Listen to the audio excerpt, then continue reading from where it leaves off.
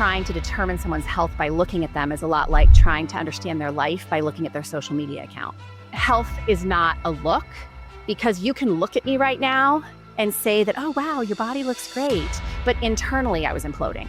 My attempt at trying to sell the very unsexy part of behavior change, because let's face it, most of behavior change is incredibly unsexy. We are expecting ourselves to perform at such high levels without ever asking the question, what do I have to give today? I am beyond thrilled to introduce you to an incredible guest on today's show, Courtney Townley, the author of The Consistency Code, a midlife woman's guide to deep health and happiness. And if you've ever wondered if the key to better health is more than just another diet, well, you're gonna love this conversation because Courtney brings a fresh, transformative, and totally amazing approach that aligns beautifully with everything we talk about here on the Diet Disruptors podcast. It is about living and thinking and caring for ourselves in a whole new way. So stick around because this is going to be an empowering session that just might be the reset you've been looking for. Well, hey, Diet Disruptors. Today's episode is one that you are going to leave with so many tools. Like, I can't even tell you how excited I am about this guest. I mean, I don't have a lot of guests on the show because I like to talk. I like to talk about my stuff. I like to talk about the things that I'm super passionate about. And one of the things is that there's not a lot of other guests that totally align with the stuff I hold true to. And this is one guest who does just that. I am just so thrilled to be able to introduce you guys all to Courtney Townley, who is the author of The Consistency Code. And if I say anything, I always say, you do not need to be perfect. You just need to be consistent. And Courtney has cracked literally the code on how to do that. So health and self-leadership coach, Courtney, welcome. I'm so excited to have you here. Oh my gosh, I'm so happy to be here. And I'm so honored because I totally get that, like not just having anyone on your show, and I madly respect that. So it's a huge honor to be here. Well, we made sure we connected first, Yes. and I was like, please tell me we're not going to be talking about calories or fasting or any of that stuff. And you were like, no. In fact, your book is like, I enjoyed every minute of reading it, and I can't wait to talk about this because in what I teach and what I'm really passionate about, like the food is actually the easy part, even though it's the thing that like we completely like feel like is the missing piece and we need to know. And you doubled down on the stuff that actually really matters beyond the food. Yeah. So what was the inspiration of writing this? Because I know you didn't just pick up a pen and decide to write. This is a result of decades of work. Yeah. Well, I will say that, you're right. I mean, you're right. It's decades of work. But 10 years ago, I started teaching a course called The Consistency Code. And it was my attempt at trying to sell the very unsexy part of behavior change. Because let's face it, most of behavior change is incredibly unsexy. And I ran that course obviously enough times over enough years that a lot of people were like, hey, you should turn this into a book because it'd be a lot easier to digest than going through a 4-week program. And of course, I'm still a huge advocate of the 4-week program because it's one thing to consume information. It's something very different to apply it. So the course obviously helps people to apply. But I started to get an itch about 5 years ago to write the book. And I'm kind of embarrassed to admit that it took me 5 years. But if you know anything about the book writing process, I know you're writing your own book right now. There's just so much that I didn't know. I mean, I went into book writing completely unaware of the process, which is kind of how a lot of people go into health, right? Improving their health. They're just unaware of all the bits and pieces that go into that equation. So I had to talk to a lot of people who knew a lot more than I did about book writing. I, of course, stalled many times over because of all the reasons. I just got in my own way and life got in the way. But here we are finally with a published book, and it feels really good. That is interesting because it does very much parallel the health and nutrition journey of many, many, many women. And you talk about in the book, right after you had your child, kind of how you, quote unquote, bounced back and everybody's like, oh, you look great, but you were not doing great. Not at all. I lost a lot of weight very quick. I mean, I didn't gain a tremendous amount of weight during my pregnancy, but you gain a healthy like 30, 40 pounds. And I had a pretty traumatic childbirth, and my son was very healthy, thank God. But it was all around one of the most disorienting experiences of my life because I just wasn't prepared for motherhood, as so many women aren't. I didn't realize what I was getting myself into, but then on top of it, to have my physical being kind of be struggling at the same time, and then my mental and emotional health struggling at the same time, it was just a lot. Right? I was really in the rumble of new motherhood. And everyone who came to my house to see the baby kept saying to me, like, the one thing they wanted to focus on was how quickly I'd lost the baby weight. Like, that's the litmus test of success. But exactly. I mean, it really was that moment. There were a few moments, but that was like, I think, the straw that broke the camel's back, where I was like, we have this so wrong.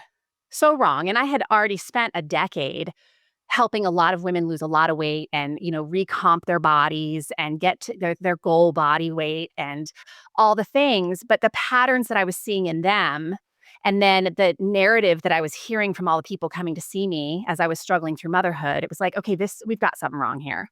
Like, health is not a look, because you can look at me right now and say that, oh, wow, your body looks great. But internally, I was imploding. I mean, and let's be honest, when someone says, "Oh, you look great," it means, "Oh, you look small." Right. Totally. Right? That's it. That's Yeah. all it is. It's not about anything else. And I just love what you said. Health is not a look. Yeah. So let's dig into that, because when I ask women what they want, they will say to me that they want to be healthy, but what they really want is they want to be smaller. Really, that's what we want, right? And so if we think about what do we really want, and we say we want to be healthy, you dig deep into a whole chapter before we actually get to the consistency code. Well, what does health even mean? Because I don't even think we really know what we want or what health actually means. But that's just it, Carrie. I don't think we've ever paused to ask the question because we're just conditioned. We're just told what health means. It means a clothing size, it means a certain look, right? It means an athletic achievement. I think what made me so passionate, especially about that chapter, is that I've worked with so many athletes and trainers and coaches and people who know so much about diet and exercise, who have incredibly beautiful physiques, who were also a very far cry from healthy. And they knew it, and that's why they hired me, because they were like, "What am I not getting here?" You know? And so I say in the book, and I've said this for years, that, trying to determine someone's health by looking at them is a lot like trying to understand their life by looking at their social media account. It Wow, tells you that's so nothing. good. It's so superficial. Like, it tells you, yeah, maybe the color of their skin, the color of their hair, like, they're, yes, a certain size, but it doesn't really tell you about the integrity of their cells or the happiness of their life and the fulfillment in their life. If we really have to define it, Yeah. how do you help women unpack what it is? So there's 1,000 ways I explain what health is that I think is more useful in the book, but I will share this on the podcast just for sake of time. That I think the most important thing to remember is that health is an exercise in stress management. Period. Ah, Okay, so that is and so good. it's a two-part, very unsexy equation. Like, it's very simple, but it's also, we know simple isn't easy. Okay. No, it is not. So the first part of the equation is we have to reduce unnecessary stress in our life. So unnecessary stress are the things that are coming in that have real no long-term benefit. So they might temporarily satisfy you for a moment or two, but in the long run, they're actually robbing you of your well-being. So this might be like not having boundaries, staying in a career that you hate, eating food that doesn't nourish you, thinking thoughts that make you feel like hell about yourself, right? That's all unnecessary stress. But And we're almost putting it on ourselves. we're so responsible for a lot of it. Yes. A lot. Yeah. I mean, and this is the thing. We can only control what we can control. There's stress in your life that certainly you can't control. But how you think about those things, you can control. And how you manage those things, you can control. So we have to reduce the amount of unnecessary stress in our life, the things that rob us of our personal power. But simultaneously, we need to be leaning into intentional stressors, things that help to rebuild our personal power. So it's not all about de-stressing your life. Stress is a beautiful, wonderful, amazing thing when it's used in the right doses for the right reasons. And these types of stressors are things like strength training, right? Like building some muscle, like some resilience in the physical body, starting to learn how to talk nicer to yourself. That's really uncomfortable at the beginning. Going after the things that actually put more life into your life, like the career you always wanted, or the book you always wanted to write, or the relationship that you always wanted to have. Those things are wildly uncomfortable. And yet, they also help to make us, they expand our life. They make us healthier and happier. Yes. I wrote so many things down as I was reading because I have like a notebook. I have I everything love it. starting here. And one of the things that you said, and I actually said this on my morning time live this morning, because I go live every morning on I Instagram. love And I it. quoted you this morning because I said Aw, I was recording a podcast with this woman. And you said a life without stress would be a life without growth. yeah.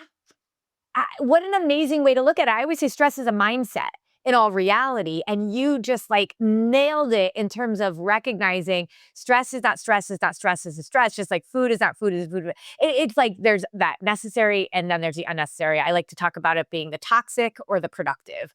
And so it's so huge for us to recognize that. And I think you're right. That's a big part of this concept. Now, you mentioned cells all the way to our happiness, and you talk about going from like health being from cell. And I'm a big fan of cellular function, right? Because we're just made up of a bunch of cells, cell to soul.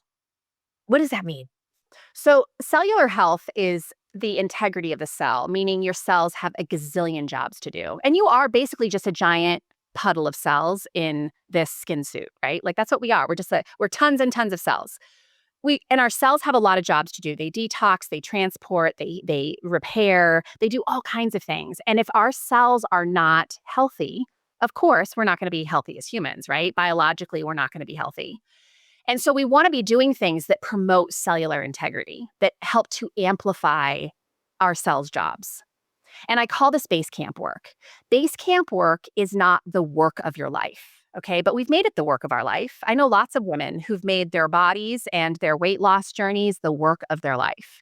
I say all the time, we were not put on this earth to find the right diet, but yet we live like we were. Right. Like the real work of your life is the relationships and the things you're here to create and pursue and inspire in other people. That's the real work of your life. And your biology is just what helps you do that work. So base camp is literally, I always say it's like the basic elements that we know help to improve human health. We know eating real food, getting sleep, hydrating, managing your mind, spending time in nature, being in community. These are things that we know help to improve the health of all humans. And that does not get you to the summit that you're here to climb. It gets you to base camp. Oh, so good. It helps to enable you to go after the things that you are here to do. And so that's what I mean by cellular health. It's like, are you taking care of yourself on a day to day basis with the basic elements that help you do life? Because if you aren't helping your body on that fundamental level, you're really going to struggle to live a life with impact. And isn't that what we all want? We want to make an Yes. impact. Yeah, we were all put on this earth for a purpose. Yes. And it wasn't to weigh a certain amount, but it was to do a certain amount. Yeah. And without being able to serve our purpose, are we really healthy? Are we really living? And so this is why you and I are so synergistic. It's so good. I've never heard the base camp term before, and it is absolutely foundational for our beings because we have to realize that it doesn't end there. And as someone that got to their quote unquote goal weight at one point in her life, I was like, now, wait, now what? Yeah, Like, what am I exactly. supposed to do? And I never even kind of dove into that because nobody told me there was something beyond that. And you are doing that work right now, which is so important. Okay, so we understand that with base camp, but where does soul come in? Yeah. Soul is really like the heart of your humanity, right? Like what you want to go after, what you like and don't like, who you want to spend time with and don't want to spend time with. Like soul work is to me the stuff that really puts life into your life on a emotional level, right? And there are so many reasons we don't go after those things. Largely it's self-narrative. We are the biggest obstacle in our own way. Oh my gosh, in But every what we way. know is psychoneuroimmunology is a study of science that literally looks at the correlation between how your self-narrative, how your ability to be with emotions impacts your biology. And it does in really profound ways. So, how you are living your life, how you are thinking about your life, literally affects the integrity of your cells. And this is so much bigger than food and exercise. It is literally the health of your relationships. And let's face it, you're in relationship with everything in your life. You're in a relationship with exercise and food. You're in a relationship with the natural world. You're in a relationship with time, with yourself, with other people. So what is the quality of those relationships? Because if they aren't healthy, you're not healthy. Yes. So we want to improve our relationships. We want to spend time in environments that actually promote health. Because being in front of junk light all the time, the computer screens, the TV screens, the junk light, the fluorescent light bulbs in our house, obviously is costing us health. Being in noisy, polluted environments costs us our health. Being in environments that don't feel safe costs us our health. And even I think our spiritual well being, which I just like to think of as our sense of purpose, right? Like, do you get out of bed in the morning and feel excited about the day? Because if you don't, that's a problem, Yeah, right? you could be the whatever weight you wanted to be and not feel that, and you're not healthy. Yes. And how many people have you and I probably both worked with who were exactly in that situation where they had done all the physical work. They're fit, they can, wear the clothing they wear in high school. They look amazing, and yet they don't have healthy relationships. They don't like who they are. They don't like their careers. So how is that health? Right. Right, exactly. And I love that you're redefining this for us. But the thing is, and this is why your book is so important for people, especially women, right? Because I'll have a lot of women that say to me, their husbands are like, why do you need to work with someone like Carrie, right? Why do you need to work with someone like Courtney? Like, Yeah. just do it. Just Yeah. just do it. Yeah. And especially for women, just doing it is not as easy as the simplicity seems like it should be. And so you really kind of help women get into the mindset of how do I actually show up consistently for myself so that I can be healthy because like to your point, I mean there's a million books on health in terms of food, but there's nothing like this showing us actually how to be consistent. So let's dig into what the code is because well, actually, before we even dig into the four parts of the code, I think you bring out in your writing something that seems so obvious, but we never talk about. Like, we all say the word consistency and we know that it's important, but you actually define what consistency is, what it is not, and then some, like what you call hidden habits around consistency. And you literally take it down like five more levels. So I think we need to like actually start there and then be able to go from there because I think if we don't really understand what consistency is and isn't, then we can't ever achieve it. Well, I think there's the idea that, again, we're conditioned into, which is that consistency is doing the same thing over and over again till you die.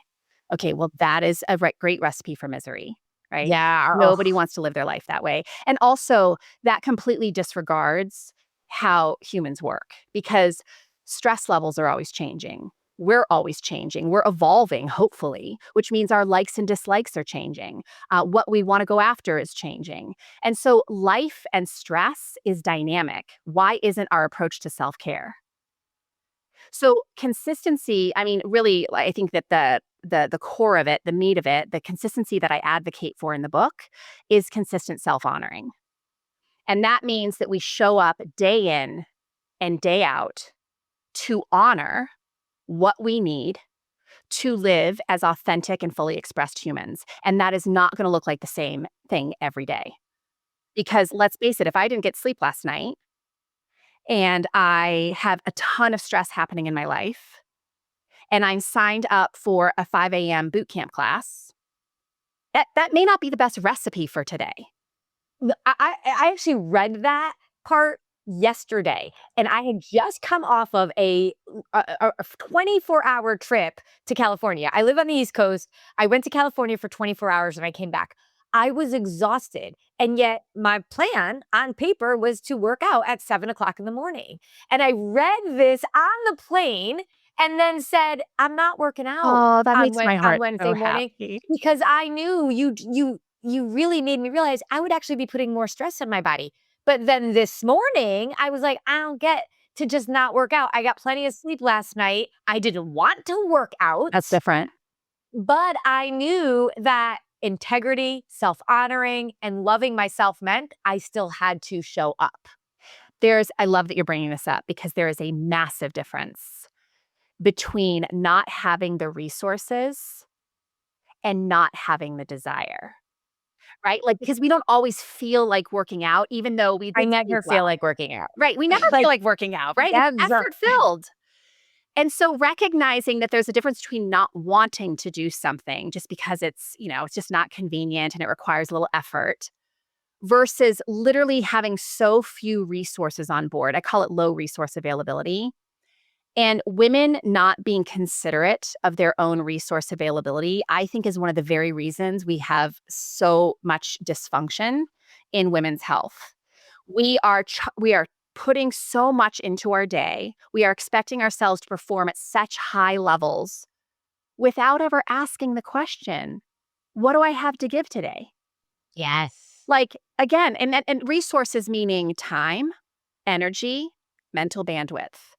Those resources are all renewable, but you don't get an endless supply. They're consumable. Right. So if you aren't taking time to regenerate those resources, obviously time you can't regenerate, but energy and mental bandwidth you certainly can. But if you aren't giving yourself the time and space to regenerate, you're just running the well dry.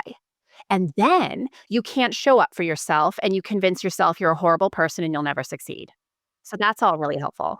And that's where if you were showing up consistently with that mindset, how much more you'd actually get done than trying to go full force, draining yourself, and truly at the end of the day then, and not even at the end of the day, but right at the end of like years, because that's what it ends up being, you're literally done. You're done. And it's like that's when I see disease, literal disease. And you talk a lot about disease, but it translates into the physical disease of our body where we will not even be alive long enough to truly what I believe is fulfill our purpose.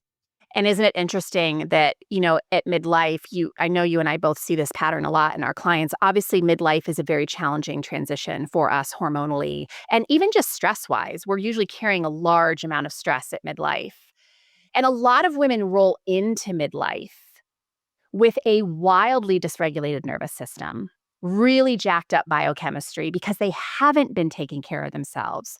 And then as estrogen and progesterone start to depart the party, we come up with this belief that, oh my gosh, all of a sudden my body's failing me. No, Yes. no, no, no, no. And we're mad at our body. We feel like we have to fix our bodies. Right. Like we haven't been showing up for our bodies. And now all of a sudden, because our bodies literally have less chemical resources on board, but we're not changing the way we live, our bodies are just tapped out. They've been trying to be our best friend. Yeah, I always say the body isn't the problem. It's the way that we're living it's the weight of our life that's the problem. It's not the weight of the body. And if we can start unpacking the weight of our life, which is those unnecessary stressors, we start getting resources back. And we start feeling better, and then we can show up more easily.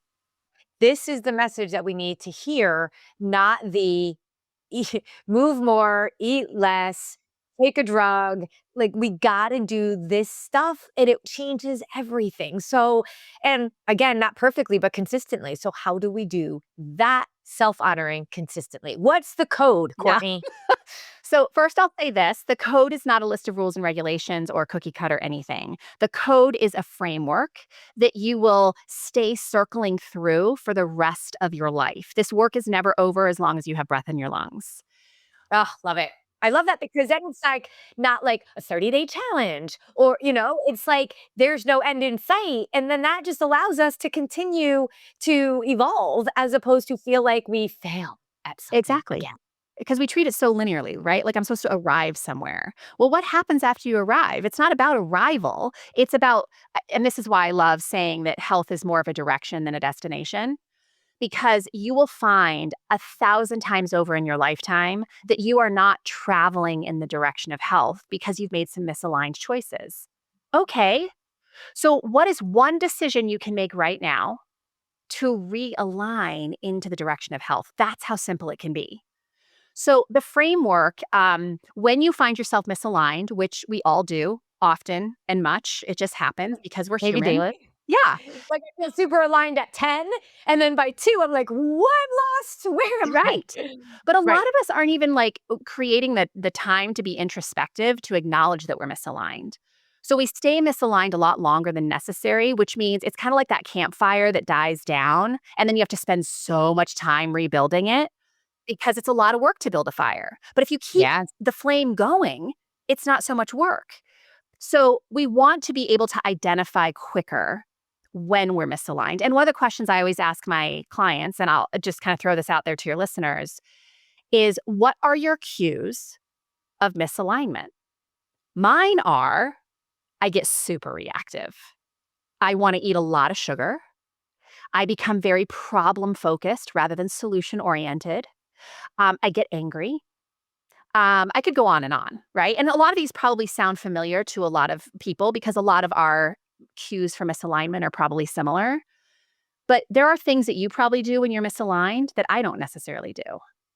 Yeah, and that's where I actually just did an episode on this on the Enneagram. I teach all of my clients about the Enneagram, and me knowing my Enneagram number has allowed me to recognize when I wouldn't have necessarily seen it before, Yeah. what misalignment looks like. And for me, I shut down. Yes. I'm like, "You're dead to me." Like, I'm like, I get angry, and I will disengage. And I didn't realize that that was happening until my self-awareness shot up and understanding more about myself. Yeah. So you just nailed it. So when we're misaligned and we know the cues of misalignment, we can catch them quicker. And then the first piece of the framework is a category of practices I just call self-awareness, right? It's the practice of awareness. And there's a lot that sounds so simplistic, but man, do we avoid that work for so many reasons. Self-awareness is not a feel-good exercise because it is literally standing in the arena with radical self-honesty. Right? Like, where am I contributing to my own suffering here? Yep, Where and I can't blame. I right, can't blame. right. It's because But also, again right, we also believe that there's something wrong with us often too, so we have to be able to do it without feeling like we are innately broken. definitely, and there's the attitude of curiosity, right? I love it's something I read long ago, I don't know where I read it, but you can't be curious and judgmental at the same time. I wrote that down from your book. Yes, and I love it. I was like, "This is huge." It's huge. Like, literally, you cannot be both. You can be curious or judgmental. Judgment is only gonna cause you to buffer, eat more crappy food, skip your workout programs, do more self-loathing, but it's certainly not going to get you to take action that improves your well-being, where curiosity absolutely will. So we have to enter the waters, and curiosity just sounds like, "Isn't it interesting? Isn't it interesting that every time this person comes over, I want to binge on sugar when they leave?" Ooh, Right? Isn't it as opposed interesting? to, "Oh, I have to just eat right now. That they drive me crazy." Yeah, or you go down a whole rabbit hole of what a horrible person they are and Yeah, it's like putting it outside of you. And it's like, yeah. isn't it interesting that this is my behavior when I'm in their presence? I love that phrase, "Isn't it So interesting?" powerful. Because I talk all the time about no guilt, just data, and just really analyzing what's in front of you. So I think about like, "Isn't it interesting?" Or "I wonder why," right? Like those one of the actual research has shown there's these character strengths that help us actually become more successful. Grit is one of them, and I know grit for is part of who you are. But curiosity is another one. And so I love that we're talking about that within this framework because it is so pivotal in terms of being able to build self-awareness. It's genius. So good. So that self-awareness, there's lots of layers to awareness. And I go into the layers obviously in the book. But there's Yeah. awareness Page of 115 is where it oh, starts. she I'm knows telling exactly the you. page. Yes. Yes. I Yeah. wrote it down, I So know. it's becoming aware of how we're feeling, what our body is asking of us, how we're thinking, what we're doing behaviorally. All of that we have to kind of bring into the light. I always say, like, healing happens in the light. It doesn't happen in dark corners. It doesn't happen under the bed with the dust bunnies. We have to expose it. And that's what self awareness is. It's a practice of exposure. And then the second part of the framework, once we become aware of, I always call it the mess, because that's what it feels like. It feels like a giant mess. Like you came home from vacation and someone had a party in your house and you flip the lights on and you're like, oh dear God, where do I even start cleaning up? That's what self awareness feels like. But once you turn the lights on and you see the mess, you simply just have to decide, what room do you want to start cleaning up in? It doesn't matter what room, because remember what health is. We have to just reduce some stress and lean into some uncomfortable things. So it doesn't matter what room you start cleaning up first. We just want to pick a room. So maybe I want to start with putting myself to bed a little earlier, because I know that that's going to have a lot of far reaching benefits to other behaviors. Okay, great. So now I have to organize myself to start getting to bed earlier. I can't just assume that my brain is, with everything else that it has to do in a day, that it's just automatically going to decide to put me at bed at 8:30 tonight. That's not happening. Yeah. So how am I going to set up my environment and my schedule and my expectations of my day to allow myself to get into bed by 8:30? Yeah, when you started talking about the second part of the framework of organization, Yeah. I was like, where is she going with this? Yeah. Like, are we like color coding our files? Like Right. what? Because I would be all up for color coding and post-it notes, like, but it's so much deeper and more holistic than that. There's a level of intentionality So much within the intentionality. concept of organization, and I in my brain was thinking like organizing, and you do talk about Marie Kondo and Yeah, yeah, organizing yeah, and things yeah. like, but also like the idea of just truly being intentional around your environment, your systems, your time, Yeah. your person. And also your nervous system. So Ah, I think that we're obviously, and I'm so happy for this, we're having a lot more conversations about nervous system health and what it means to have a regulated nervous system. And a regulated nervous system means a system that naturally oscillates throughout the day. So we go through periods of work, and we should go through periods of rest and recovery, periods of intense work, periods of rest and recovery. That is not how women live their life. Women live their life on the trajectory of increasing stress, right? And then we wonder why at the end of the day we want to binge eat and crash out in front of Netflix and with a glass of wine. I mean, and that's literally like the day starts with coffee, it ends with wine, and we just feel like we bookend our days, but it really is a coping mechanism because of that nervous system. Yeah. So a lot of people, you love to use the word self-sabotage. I hate the word, because if you actually look up sabotage in the dictionary, it's intentional harm. So self-sabotage would mean you're intentionally harming yourself. When you binge eat late in the day, you are not intentionally harming yourself. You're self-soothing. Your nervous Oh, system is that's saying, good. you have been so disrespectful to me all day, and I am so wildly dysregulated, and I need to be soothed so much that I'm going to encourage you to eat the entire bag of chips. Mhm. Yep. And then we call it self sabotage. That's not what it is. It's self soothing. Now, is it self soothing that actually helps you in the long run? Of course not. No, which is why it ends up sabotaging at the end of the day. Exactly. Right, right, right. But you talk about that decision making as power moves. Yeah. And again, I'm looking at my notes because I've written everything down, because what you're talking about is in that moment. Well, I guess it's like twofold, right? If you have your life organized, hopefully you're not living at this level, right? Continuously going up to that place. And the decisions that you're making are actually either giving you power or the opposite. Yeah. And go back to the example I gave earlier just with sleep. Like, if you wanted to get to bed by 8:30 at night, I know that sounds like mission impossible for a lot of people, but let's just say that that was the power move I was committed to. I know that going to bed at 8:30 tonight is going to give me power tomorrow. That's why I'm committing to it. That's why it's called a power move. It's putting more life into my life with intention. Yeah, I think about that, like, with working out. Like, I'll vision cast myself at 9 o'clock in the morning having worked out or having not worked out, and I feel so much more in power, in control, and powerful, even if I don't wanna do it at 7. Yeah, you're reminding yourself of the immediate benefit.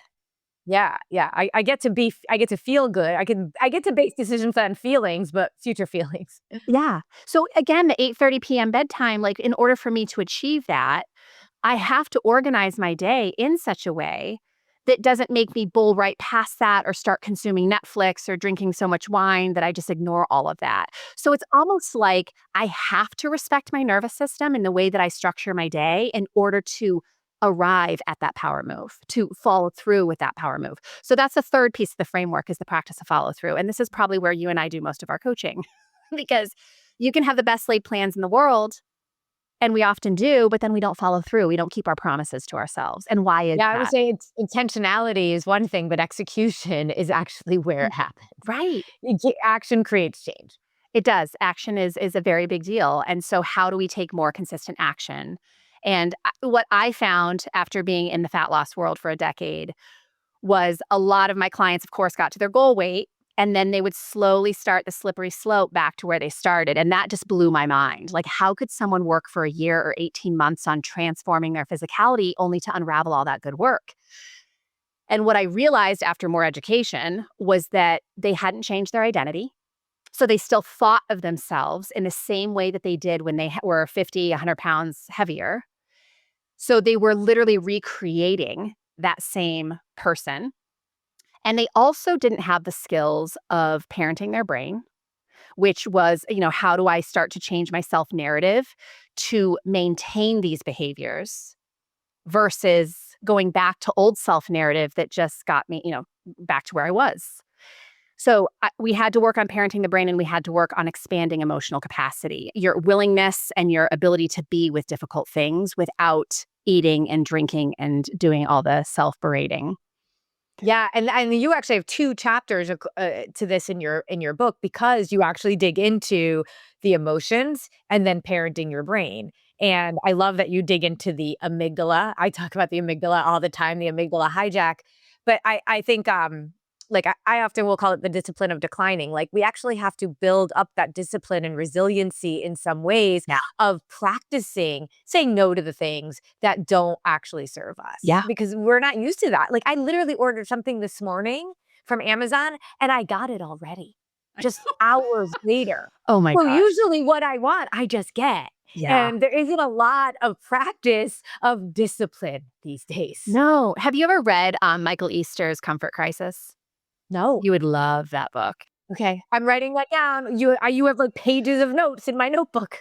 It's exactly that. His whole book is about how we live in a culture of convenience and how it's costing us everything that really matters because we're just getting all these quick fixes, which are altering our chemistry artificially, but not actually promoting our well being in the long term. And so we have to, like you said, discipline, grit is a big part of being consistent with anything. But I also like to reframe sometimes because I use the word discipline a lot. I don't have an aversion to that word, but a lot of my clients do.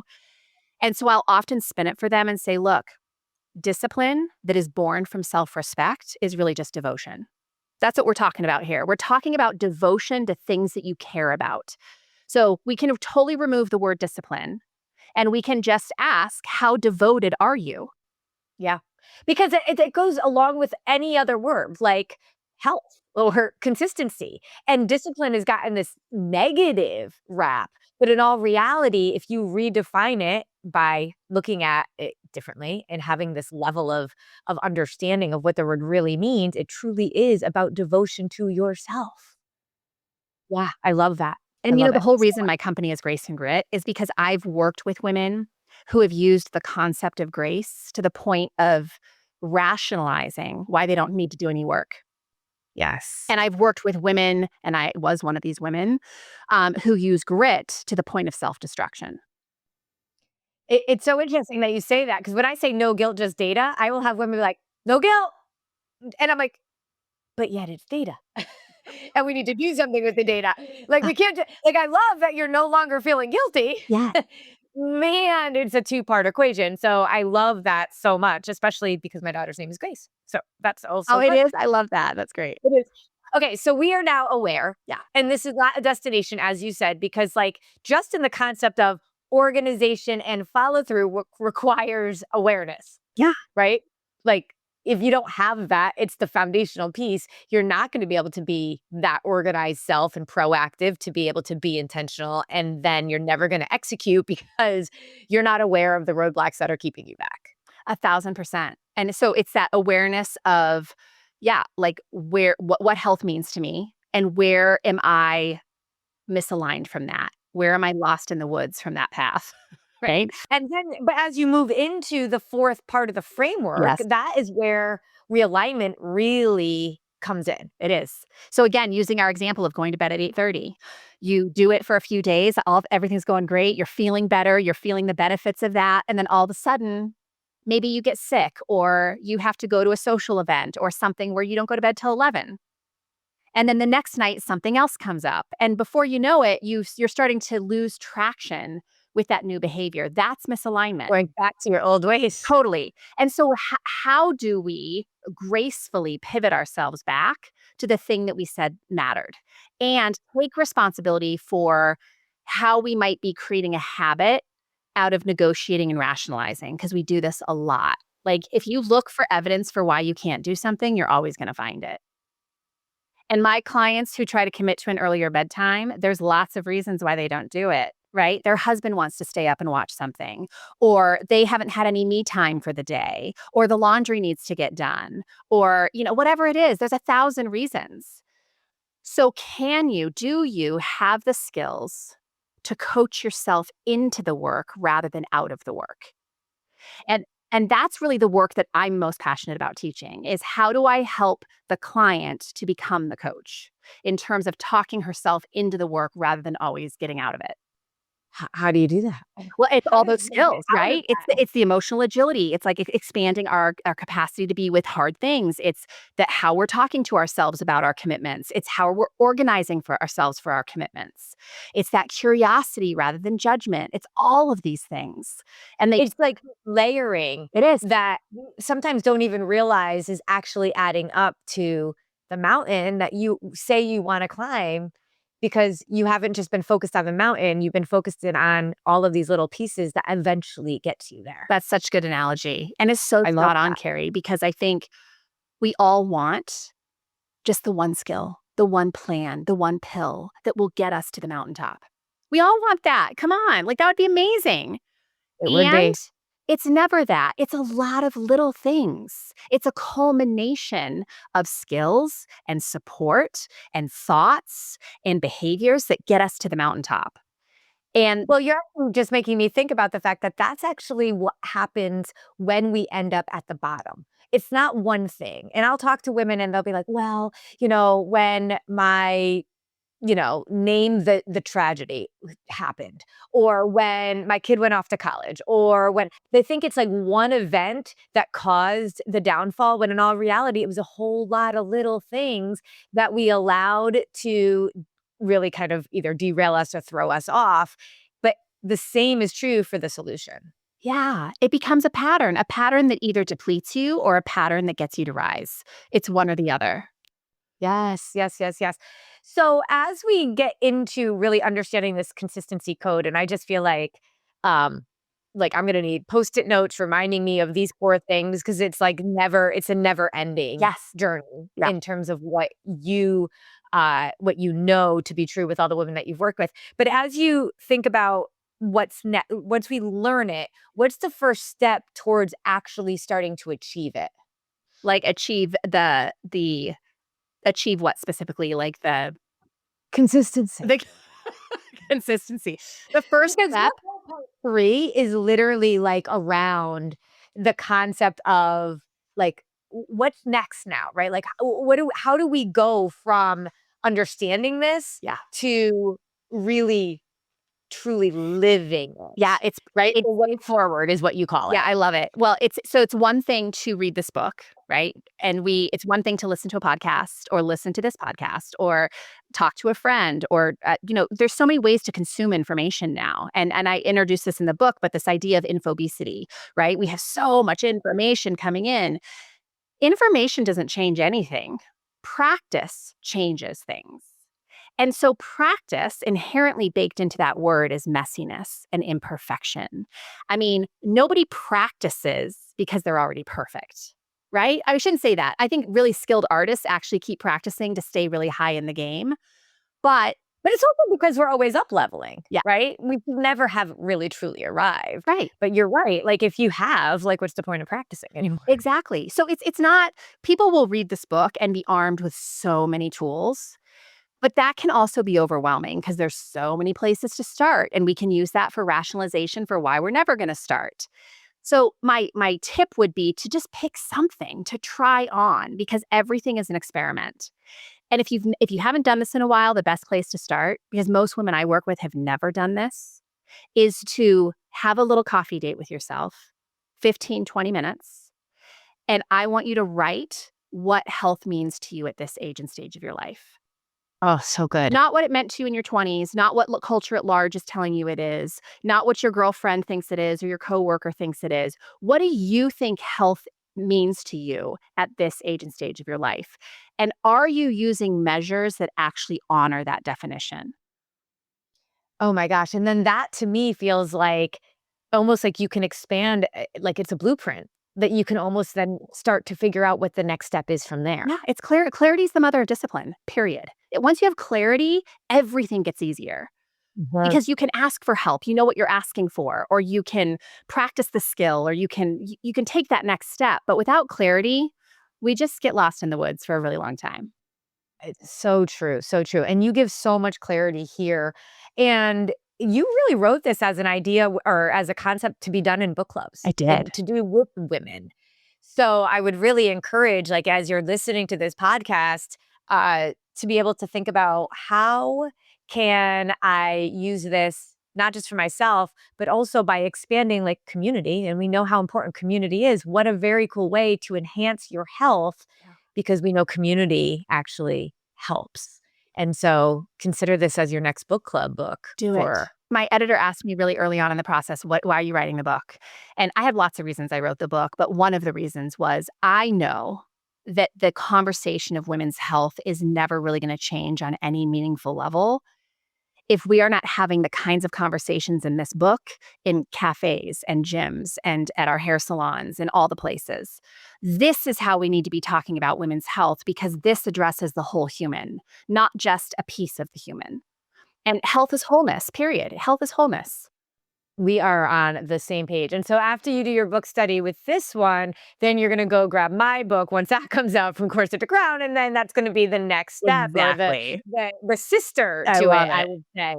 I would say, so where, Courtney, can everybody get your book? Where can we get in touch with you? All of the things. So the book can be found on all major online platforms. I mean, if you really want to just get a direct spot, you can go to theconsistencycode.com and we have all the links out to all the booksellers.